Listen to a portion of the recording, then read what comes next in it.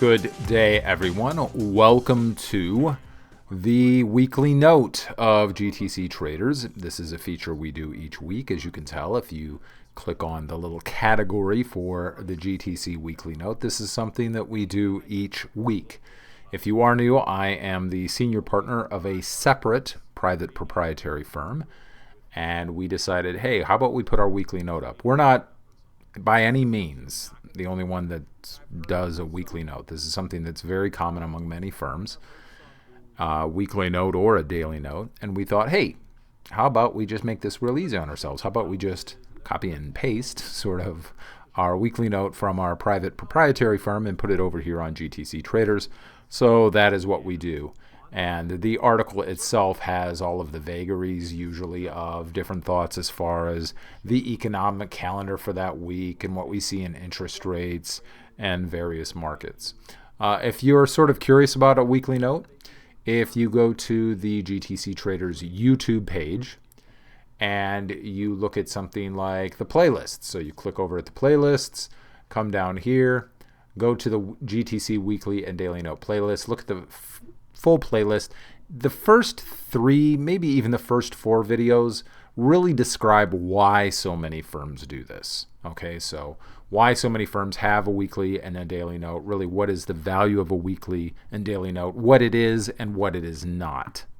So that's just for folks who are new. And then, as I will now, I usually yabber on about the vagaries of each week. Good day, everyone. Today is February the 12th, 2024. I'm a little late getting this one out. I'll tell you why. In addition to the host of paperwork that is involved in everything I do and others at GTC Traders are doing, we were also taking care of Read the Report, folks. So, if you weren't aware, we have that up and running now at GTC Traders. So on any one of the website's screens on GTC Traders, either on the homepage, articles, wherever, you come over to this little icon right there. It will take you over here. And we have a few tiers. We're putting some things in the free stream, and then we have tier 1. A lot of folks will ask me about other traders that are out there that seem legitimate, right? Non-furu types that are legitimate traders. And they will offer something like what we're doing, like a look over their shoulder. And I often tell them I think it's great. You know, a lot of folks will specialize in, how do I put it, like one particular strategy, right? They're an S&P trader. They day trade this particular periodicity in this particular style with, you know, VWAP and stuff. And or whatever it is. Or I know some folks are into looking at mean reversions of ranges and things like that. And people will ask me, what do you think of him? Don't expect me to bag on those folks. If I think they're legitimate, it's like, I think they're legitimate. I think they're fantastic. Where we look to specialize is we don't do one strategy, right? Like a lot of asset management firms out there, when you go through the public databases, you will see what? You'll see multi-strat. There's a multitude of reasons for that. And that's what we would sort of like to present, all the benefits therein. So a multitude of mandates and approaches. So in the very first tier here for GTC traders, it's just a host of mandates. It could be valuations. It can be equity, fixed income. Oh, goodness. I'm even thinking, honestly, I know me, not the crypto guy, but in the next month and Read the Report, I'm going to show them developing a very simple crypto program. You know, something that's sort of systemic, discretionary, but sort of how to develop something like that, right? Yeah, me. Can you believe it? Options trading. Actually, I had to go back and sort of look at all of it. So, just to make sure I didn't miss anything, so how we're taking advantage of treasuries, equity market programs that we have, what they're saying, what our approach is there, equity income, sort of, I know some newer guys call that dividend investing. I did in the past. I prefer the more sort of standardized term of just fixed income, you know, or equity income, valuations, short-term trades, options, even gold and silver, precious metals, both bullion and other things you could do there. And yes, believe it or not, me, the non-crypto guy, probably in the next month, and Read the Report, we are going to have, we're going to discuss crypto and developing a very simple, very easy crypto program and the principles that go into doing that, right? And then read the reports, all the reasons, rationales. Like this week, we were starting on asset bubbles. We still have to do the trade that we put out publicly that we just put on, why we're doing that, some things that we're thinking about there. We're going to put that in the Read the Report. So Read the Report's going to have a lot of just the reason, the rationale, how things work, how we're thinking about things. It's a look over our shoulder, right? So I've still got to get that one out, just that trade that we put on this afternoon, and we are talking about asset bubbles. So the very first thing we had to do is we had to have an entry that sort of introduces Read the Report, as well as some of the terms you're going to hear. You know, what does it mean when we say quantitative? Because the definitions that you read out there are meh at best. Qualitative data, systematic, discretionary, all of these terms that you may hear, and how that applies in, yeah. So we had to sort of get that out there, and it sort of builds Read the Report. But I thought about it because I'm going to talk about qualitative data when it comes to stock market bubbles, and it's like I have to define that before we start talking about qualitative data or quantitative data, a multi-axis way of viewing bubbles, right? We have to actually make sure that people are all on the same page with the terms we use. So anyways, I've been busy. Besides all the paperwork, besides all the other work I've got to, besides all the other companies, I'm one of those guys that really loves to stay this busy. Yeah, we were getting that taken care of for those folks.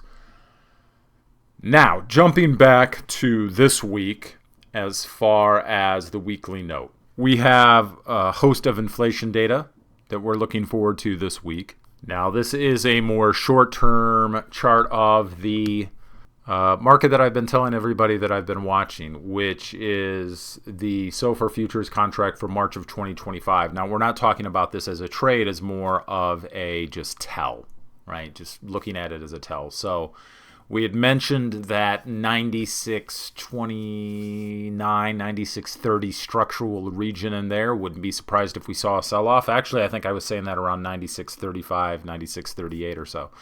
So we said we wouldn't be surprised with inflationary data. We're thinking about a reverse in globalization to see that market sell off as we head to higher yields. And now, as we can see, we've sort of stalled around this 96.12.5 region, 96.12, somewhere in there, that particular structure, right before this release of inflationary data. I'm not looking at the inflationary data that we get this week as a binary event, go, no go, right, for my thoughts on inflation. However, I will say that I believe this month, March of 2024, and April of 2024 are going to be critical. And it seems like we're saying that every single month, right? Oh, this is a critical inflation report. This is a critical inflation report. Well, when it comes to viewing inflation, and I've tried to express this over the last several months, when it comes to putting a picture together as what's happening, I think it's very naive to look at, a single data release and see, see, and I see people doing that, and I think that's a big mistake. To say, see, this one release, it went down, yay, and, they've got the dragon slayed. And as I've said many times, and I will say again, I believe for different reasons, if you look at something like the Lucas critique, right, the Fed is aware of the Lucas critique, I'm aware of the Lucas critique. I think it would be naive to say, we're going to have a repeat of 1977 because that's what happened in 1977. That's not what we're saying. What the Fed is concerned about, and I'm concerned about when it comes to inflation, is that you declare victory like 1976, 1977. You declare victory too early. And when it comes to macroeconomic forces, this isn't like a mouse that just stops on a dime and then it goes, in this direction. It's a large locomotive train. There is a lot of data coming in, a lot of variables that are affecting inflation. I think many others believe, and I'm in the camp that thinks we're seeing a reverse of globalization. I know many are in that camp. I believe, if I'm not mistaken, Dalio's in that camp. And what you start to see is you can have structural inflation for a multitude of reasons. It can be a good thing, right? It can be productive. So Maybe it's the optimist in me. If you ask business partners, they'll tell you, yeah, that guy is just a wild optimist. Sometimes to my detriment, honestly. I'm overly optimistic on timelines. I try to stay optimistic. However, I think this could be a good thing. So sometimes people will hear me say that and say, oh, inflation, oh no. You think it's coming back. You're in the bad camp. You're in the camp of like things are going to get worse. Not necessarily. What's the byline I've used for years? Reason, rationality, balance. Not necessarily. You can have a reverse of globalization. You can have, as I've said before, many corporations within the United States, which is where all the financial liquidity's at, I'm sorry, but start to look at that reverse in globalization, start to work more on vertical integration, and this becomes a very productive inflationary environment. That's what you want.